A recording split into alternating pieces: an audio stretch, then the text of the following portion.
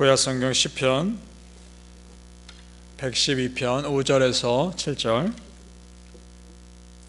같이 읽겠습니다. 시작.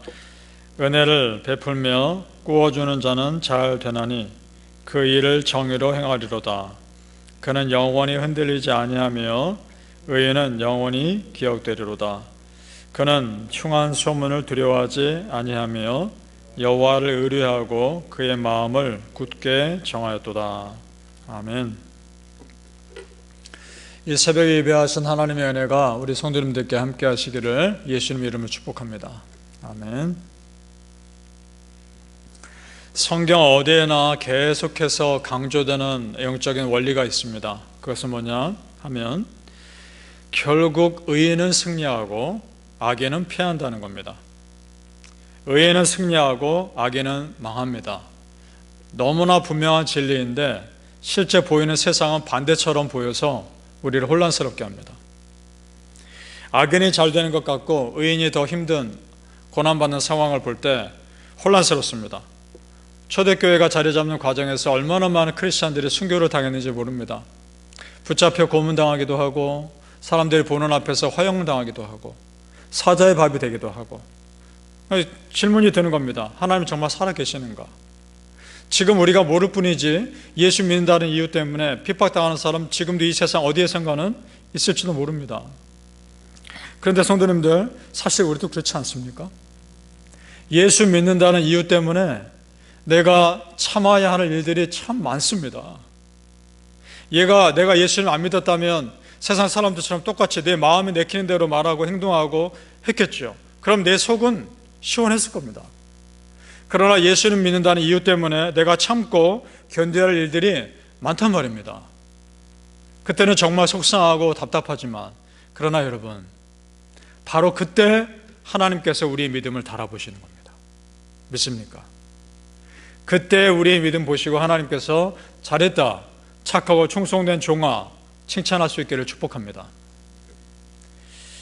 갈라디아서 6장 8절 9절에 이런 말씀이 있습니다. 잘 들어보십시오.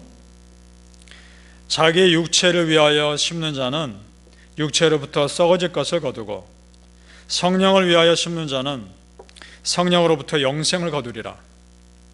우리가 선을 행하되 낙심하지 말지니 포기하지 아니하면 때가 이름에 거두리라. 아멘. 성도님들, 좋을 때 내 믿음 지키는 것은 쉽습니다. 그러나 어려울 때 내 믿음 지키는 것이 훌륭한 겁니다. 그리고 그것이 진짜입니다. 하나님의 때 묵묵히 기다리시며 끝까지 믿음 지키는 한결같은 하나님의 사람 되시기를 예수님의 이름으로 축복합니다. 아멘. 다시 초대교회 상황으로 돌아가 생각해 보죠. 그렇게 믿음 지키려고 하는데 목숨을 내놓아야 하는 상황에 질문이 듭니다. 좀 전 말씀드렸던 것처럼 하나님 정말 살아계시는가? 하나님 잘 믿으려고 하는데 왜 고난이 계속되는가? 질문이 듭니다. 그런데 여러분, 여기에 놀라운 은혜가 있었다는 겁니다. 그 많은 크리스찬들이 참으로 의연하게 순교당하는 모습, 믿음 지키느라 자기의 죽음을 의연하게 받아들이는 모습 보면서 그 모습 보는 믿지 않는 사람들이 도전받기 시작했다는 겁니다. 그것이 역사 기록에 있는데 그렇게 조금씩 로마 제국에 기독교 복음이 스며들기 시작했습니다. 결국은 그 제국이 기독교 국가가 됩니다. 그러니까 의인의 고난과 의인의 죽음이 복음의 통로로 쓰임받을 수 있었던 겁니다. 바로 이것이 고난으로 끝나지 않게 하신 하나님의 은혜입니다. 믿습니까? 결국 의인이 승리한다는 원리가 맞는 겁니다. 성도님들, 이 원리를 내 삶에 적용시켜야 합니다. 우리에게 의문이 들 때가 있습니다. 하나님 정말 내 사정 알고 계시는가? 그런데 왜 이렇게 안 도와주시는가? 의문이 들 때가 있습니다. 그때 결코 믿음 흔들리지 마셔야 합니다. 왜냐? 하나님이 이미 다 알고 계시고 하나님이 나에게 가장 맞는 타이밍과 방법을 기다리고 계시기 때문입니다. 믿습니까? 우리 6절 말씀 같이 읽어보죠. 6절 말씀 다시 한번 읽어보겠습니다. 시작. 그는 영원히 흔들리지 아니하며 의인은 영원히 기억되리로다. 아멘. 성도님들, 의인을 흔드는 상황이 없어서 흔들리지 않는 것이 아닙니다. 우리 흔들립니다. 휘청거리기도 합니다. 그런데 그때마다 나를 기억하신 하나님의 은혜로 다시 일어나는 겁니다. 그것이 흔들리지 않는 거란 말입니다. 믿습니까? 그때를 기다리며 기대하는 겁니다. 우리 크리스찬이 신앙생활 할 때 정말 조심해야 될 것이, 그래서 조심해야 될 것이 조급함입니다. 조급하면 집니다. 조급하면 지게 돼 있습니다. 우리 하나님의 때를 기다리며 기도하는 겁니다. 이렇게 기도하는 겁니다. 하나님, 지금 내가 이 상황 때문에 내 마음이 참 혼란스러운데 하나님, 이 상황에서 나에게 원하시는 것이 무엇입니까? 내가 지금 이 상황에서 어떻게 하길 원하십니까? 계속해서 물어야 합니다. 그러면 하나님께서 그때마다 지혜 주시리라 믿습니다. 기다리며 기도하는 겁니다. 그러니까 우리는 즉각 반응하는 것이 아닙니다. 사람에게는 즉각 반응하는 것이 아닙니다. 하나님에게 즉각 반응하는 것입니다. 이런 것이죠. 사람에게 반응하는 것이 느리면 느릴수록 오히려 유익입니다. 사람에게는. 그러나 반대로 하나님에게 반응하는 것이 빠르면 빠를수록 오히려 그것은 또한 유익인 것입니다. 우리 성도님들, 하나님께 즉각적으로 반응하셔서 그때그때마다 주시는 은혜를 누리시기를 축복합니다. 7절 말씀 다시 보시죠. 제가 읽겠습니다. 7절. 그는 흉한 소문을 두려워하지 아니하며 여호와를 의뢰하고 그의 마음을 굳게 정하였도다. 아멘. 하나님께 즉각적으로 반응하면 사람들의 소리는 나를 흔들지 못합니다. 사람들의 소리는 나의 관심 대상이 아닙니다. 하나님께 반응하는 사람은 하나님의 소리에 반응하는 겁니다. 바라는 성도님들, 속상하고 믿음 흔들리는 상황에서 그때 하나님께 기도하며 반응하심으로 하나님의 때를 기다리시기를 예수님의 이름으로 축복합니다. 아멘. 의인을 끝까지 지켜주시는 하나님이시라면 반대로 악인은 반드시 멸하시는 하나님이시기도 합니다. 악인의 잘됨이 영원할 것 같으나 반드시 끝이 있습니다. 똑같습니다. 의인의 고난이 영원할 것 같으나 반드시 끝이 있습니다. 왜냐? 공의의 하나님이 살아계시기 때문에 그렇습니다.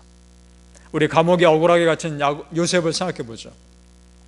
요셉이 노예로 끌려가서 감옥에 억울하게 갇혔는데 그가 감옥에 갇힌 정확한 기간은 알 수는 없습니다. 대략 알 수 있는데 17세의 노예로 끌려갑니다. 그리고 30세의 감옥에서 풀려납니다. 그러니까 그가 노예로 있는 몇 년의 기간을 생각해 보면 약 10년을 감옥에 갇혀 있었던 겁니다. 요셉의 나이 약 20살 때, 그럼 한참 그 젊은 나이에 감옥에 갇혀 있는 겁니다. 언제 풀려날지 모릅니다. 우리가 지금 그 기간을 아니까 이렇게 말할 수 있지만 요셉의 입장에서는 언제 풀려날지 모르는 겁니다. 그런 광야 같은 시간, 10년의 광야 같은 감옥 생활 끝에 애굽의 총리가 됩니다. 상상할 수 없는 일이 일어납니다. 여러분, 이것이 무엇을 말해줍니까? 하나님의 때에 하나님께서 원하시면 한순간에도 그 사람 회복시키시는 겁니다. 하나님이 마음만 먹이시면 한순간에도 그 사람 다시 일어나는 겁니다. 믿습니까? 그럼 반대도 되는 겁니다. 하나님 마음 먹으시면 한순간에도 악인들은 무너뜨릴 수 있는 겁니다. 그러니까 성도님들, 하나님 바라보셔야 합니다. 하나님 바라보고 하나님 의지하면 하나님께서 하시는 겁니다. 한순간에도 말입니다. 그걸 믿으시길 바랍니다. 10절 말씀 같이 읽어보죠. 10절 말씀 시작. 악인은 이를 보고 한탄하여 이를 갈면서 소멸되리니 악인들의 욕망은 사라지리로다. 아멘. 악인들이 지금 이를 갈면서 의인들이 잘 되는 걸 이를 갈며 있는 겁니다. 그러나 그들은 결국은 소멸되는 겁니다. 성도님들, 악인들은 소멸됩니다. 하나님 앞에 의인인 나는 끝까지 남는 겁니다. 묻고 싶습니다. 여러분, 정말 하나님 믿습니까? 여러분 삶을 지키신 하나님의 신실하심 정말 믿습니까? 그럼 끝까지 하나님이 여러분 삶 지켜주신다는 걸 정말 믿습니까? 그럼 뭐가 두렵습니까? 하나님이 여러분 지금 지켜주시고 계시면 끝까지 지켜주시는데 뭐가 걱정입니까? 정말 믿는다면 두려워하지 마십시오. 그 믿음 끝까지 지키실 수 있기를 축복합니다. 그 믿음으로 사는 겁니다. 그래서 오늘 우리 시편 112편에 참 은혜로운 말씀이 숨어 있습니다. 4절 말씀 같이 읽어보죠. 4절 말씀입니다. 시작. 정직한 자들에게는 흑암 중에 빛이 일어나나니 그는 자비롭고 긍휼이 많으며 의로운 이시로다. 아멘. 그렇습니다. 하나님을 신실하게 믿는 사람들의 삶은 아무리 어둠 가운데 있다 할지라도 하나님이 비추시는 빛이 있습니다. 그럼 어둠은 사라지는 겁니다. 성경 읽을 때마다 깜짝 놀랄 때가 있습니다. 이런 말씀이 있었구나. 오늘 읽은 말씀이 그런 케이스입니다.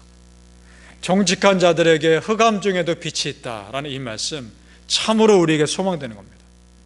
바라기는 성도님들, 흑암 중에도 빛으로 다가오시는 우리 하나님의 소망이 여러분의 삶에 항상 함께 하시기를 예수님의 이름으로 축복합니다. 아멘. 기도하시겠습니다. 아버지 하나님, 빛으로 다가오시는 아버지 하나님의 은혜가 있음을 믿습니다. 그 하나님의 빛이 흑암 같은 상황에 있는 우리 성도님들의 삶을 비추어 주시옵소서. 그래서 한순간에도 그 빛이 사라질 수 있음을 믿습니다. 하나님 마음 먹으시면 한순간에도 어둠은 사라지며 다시 일으켜 주시는 은혜가 있는 줄로 믿습니다. 하나님, 내가 그 신실하신 하나님을 믿는데, 끝까지 나를 도우신 하나님을 믿는데 무엇이 두렵습니까? 그 하나님 믿고 다시 힘을 내게 하여 주시옵소서. 다시 일어나게 하여 주옵소서. 하나님께서 함께 하시는 은혜가 우리 성도님들의 삶에 영원토록 함께 있을 것을 예수님의 이름으로 선포하노라. 그 믿음으로 일어나게 하여 주시옵소서. 우리 성도님들 축복합니다. 감사하며 예수님의 이름으로 기도합니다. 아멘.